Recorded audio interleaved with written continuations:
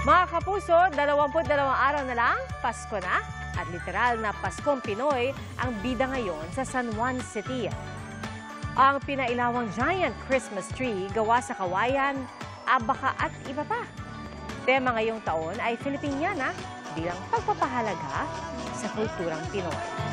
Mayroon ding mga miniature Christmas tree na gawa sa lumang barong Tagalog at likha ang mga ito ng persons deprived of liberty ng San Juan. Pinailawan na rin ang higanteng Christmas tree sa Iligan City. Kasabay po niya ng paligsahan kung saan gumampa ng nakabis Christmas symbols ang mga kalahok.